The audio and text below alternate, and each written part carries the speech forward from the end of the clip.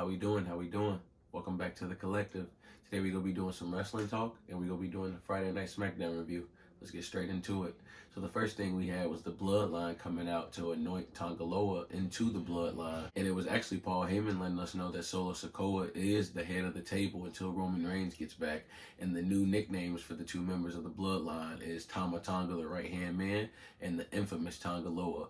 And then we had Kevin Owens come out to brawl with the Bloodline, and the Street Profits came to back him up, which led to a six-man tag match to be announced later, which we're going to talk about in a little bit. So I'll give that segment a face for sure. Right after that, we had the Black Avengers, Jade Cargill and Bianca Belair go against Candice LeRae and Indy Hartwell. And honestly, for this match that had happened in that pre-show Crown Jewel, it was not that bad. I really liked the finisher that Jade Cargill and Bianca do because the way they set it up this time, it was so clean. And we also had Zoe Stark and Shayna Baszler and the Unholy Union come out and watch the match from the side. And as heels do, of course, they jumped the Black Avengers as soon as the match was over. And they actually got into it. And the Black Avengers got time to get up and beat everybody else up. So they were the ones that stood tall. So it's looking scary for them for Clash of the Castle. But I'm going to give that a face for sure. So then we start getting this one of many segments of Cody in the back in the parking lot waiting for AJ Styles to pull up in the loading dock because of what happened that week prior of him fake retiring and then beating up Cody. And Nick Aldis comes out there to let him know that he can't do it, but Cody tells him like this is between him and AJ. So right after that though, we get Apollo Crews come out and he was giving an interview about Angel Garza, and then he gets jumped by Legado del Fantasma, and that cancels that match out, which then opens up a match for LA Knight and Carmelo Hayes. Because when LA Knight comes into the camera right after that jumping and asks Nick Aldis where Logan Paul is, Carmelo Hayes comes in trying to be slick, which gives LA Knight the opportunity to fill that hole in the show and make that match with Carmelo Hayes, which we'll talk about in a little bit too. So I'll give those two segments a face altogether.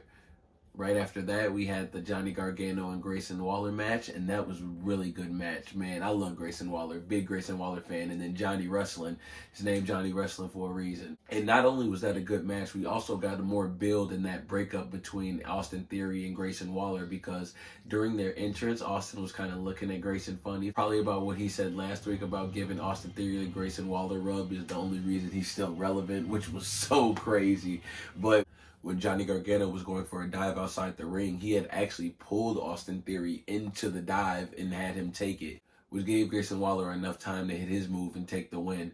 But while he's standing tall, holding the gold for the win, Austin Theory is on the ground, holding his neck and still in pain, and Grayson Waller didn't check on him once. So it's definitely building to their breakup. So I'm going to give that a face. I'm really interested in this story they got going. So then we get back to Cody in the loading dock, and now we have all this with a bunch of security guards because AJ told him he was pulling up to the arena.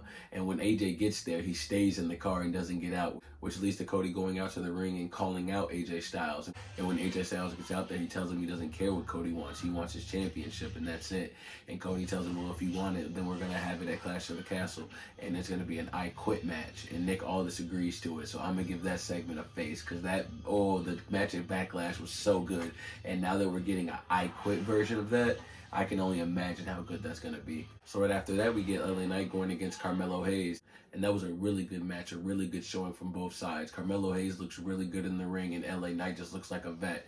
And that's how he wanted being a vet. Because Carmelo tried to roll LA Knight up, and LA Knight rolled him up from a good position right out of that and got the 3 count. And then he went out to the commentary team and grabbed some cans and called out Logan Paul and said, if you won't come to SmackDown, I'll bring the SmackDown to you. So he might get another home invasion from LA Knight. This might be his thing now. So I'm going to give that a face. So right after that, we had Tiffany come out to let Nia Jax know that she knows that she's the queen of the ring, but she's the princess of the ring and that she has her back. So to just keep that in the back of her mind. I'll rate that little segment a face because we might get a possible Nia Jax and Tiffany team up in the future.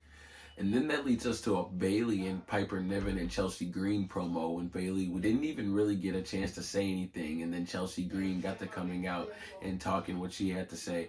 But what really grabbed my attention is Piper Niven's promo. That was the first time I really heard Piper Niven talk, really. And she gave a really, really good, strong promo. And the crowd didn't really do her any favors. They didn't cheer and they kind of like booed for her after she said it. And I really liked it. You know, she stated some facts. She said she's been winning championships back in UK before she even stepped in WWE. And I really liked how she just backed up everything that she had to say. So I'm going to give that a face for sure. And then we had a terrible Logan Paul promo to follow up Piper's great promo. I don't even want to talk about it. It's a heel. It's a heel. It was a recorded promo from the house. And like, you recorded it at the house. How is it that bad? Heel. Terrible.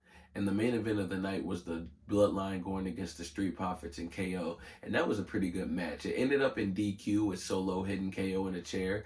But they actually showed their dominance. And I really like when they showed how strong Tama Tonga and Tonga Loa are. Because they've been struggling with that a little bit. And I really think they're starting to win me over with that. But what really grabbed my attention with this one is that Solo had hit a spear. While Tama and Tonga Loa were holding up KO. And it was a clean spear too. Solo looked good hitting the spear. And I think that was sending a message.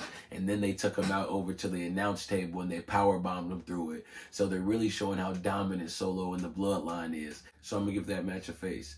I really enjoyed this episode. The only thing that I didn't like was that Logan Paul promo. It was awful. But other than that, the episode was pretty good. I appreciate you guys for tuning in for this SmackDown review. We just put up some movie reviews. We just saw Garfield and we got the chance to see The Watchers. Go ahead and check those out for us. And we appreciate you guys for tuning in. Have a good night.